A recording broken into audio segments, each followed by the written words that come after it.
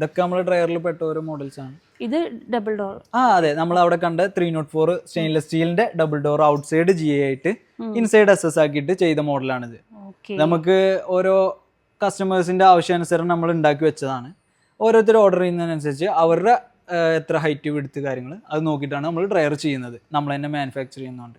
Doubt ഉണ്ടേ, ഇതിന്റെ service guarantee ഒരു സ്റ്റാർട്ട് ചെയ്യാൻ വേണ്ടിയിട്ട് വരുന്ന ഒരാൾക്ക് ഇതിനെക്കുറിച്ച് യാതൊരു ഐഡിയയും കാര്യങ്ങളൊന്നും ഉണ്ടാവില്ലല്ലോ. അപ്പൊ അവർക്കുള്ള ഒരു ഇത് അതൊക്കെ ഒന്ന് പറഞ്ഞുതരോ?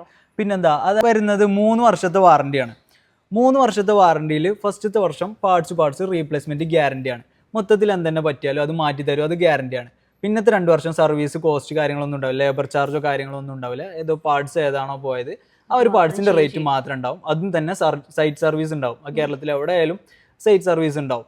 പിന്നെ നമുക്ക് സപ്പോർട്ട് ചെയ്യാന്നുള്ളത്, ഇപ്പോൾ ഒരു പുതിയൊരു സംരംഭകം നമ്മളെ അടുത്ത് വന്നു കഴിഞ്ഞാൽ നമ്മൾ അവർക്ക് വേണ്ടിയിട്ടുള്ള ഈ മിഷനറി ബന്ധമായിട്ടുള്ള എല്ലാ കോച്ചിങ്ങും നമ്മൾ കൊടുക്കുന്നുണ്ട്. ഓപ്പറേഷനും കാര്യങ്ങളായാലും അതുപോലെ തന്നെ ഈ മിഷനറി നമ്മൾ ഡെലിവറി ചെയ്യുന്ന ടൈമിൽ ഒരാൾ അതിൻ്റെ ഇൻസ്റ്റാളേഷന് വേണ്ടിയിട്ട് കൂടെ ഉണ്ടാവും. അത് എല്ലാ മിഷനറി ഇൻസ്റ്റാളേഷൻ ചെയ്തിട്ട് വർക്ക് ചെയ്തവർക്ക് പറഞ്ഞ് മനസ്സിലാക്കി കൊടുത്തിട്ട് മാത്രമേ അവിടെ നിന്ന് ആൾ പോരുള്ളൂ.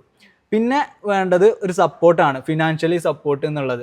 അതെന്ന് പറഞ്ഞു കഴിഞ്ഞാൽ പുതിയ സംരംഭകർക്ക് ചെയ്യാൻ പറ്റിയൊരു വ്യവസായ വകുപ്പിൻ്റെ കീഴിലുള്ള PMFME എന്ന് പറഞ്ഞിട്ടുള്ള സ്കീം, അതേപോലെ തന്നെ ESS എന്ന് പറഞ്ഞിട്ടുള്ള സ്കീം. ഈ സ്കീമുകൾ എന്ന് പറഞ്ഞു കഴിഞ്ഞാൽ 35% സബ്സിഡി കിട്ടുന്ന ഒരു സ്കീമുണ്ട്. PMFME എന്ന് പറഞ്ഞിട്ടുള്ള വ്യവസായ വകുപ്പിൻ്റെ സ്കീമാണ്. അതിലിപ്പോൾ നമ്മളെ ഈ ഒരു മിഷനറിയുടെ ബന്ധപ്പെട്ടിട്ടുള്ള നമ്മളെ കൊട്ടേഷൻ കാര്യങ്ങൾ നമ്മൾ റെഡിയാക്കി തരും. പിന്നെ കസ്റ്റമറിൻ്റെ സൈഡിൽ നിന്ന് അവരുടെ എവിടെയാണോ ചെയ്യുന്നത്, റൂമാണെങ്കിൽ റെൻ്റൽ അതെങ്ങനെയാണെന്ന് വെച്ച് കഴിഞ്ഞാൽ അതിൻ്റെ ഡീറ്റെയിൽസ് അവർ പറഞ്ഞു തരും. കറക്റ്റ് വ്യവസായ വകുപ്പ് പോയി കഴിഞ്ഞാൽ എന്തൊക്കെ ഡീറ്റെയിൽസ് വേണ്ടത് വെച്ചാൽ അവർ പറഞ്ഞു തരും. അപ്പോൾ അത് വെച്ചിട്ട് അവർ സബ്മിറ്റ് ചെയ്ത് കഴിഞ്ഞാൽ അപ്രൂവ് ആവുകയാണെന്നുണ്ടെങ്കിൽ ആ എമൗണ്ട് അവർക്ക് ആ സബ്സിഡിയിൽ നമുക്ക് ഇവിടുന്ന് മിഷനറി കൊണ്ടുപോകാം.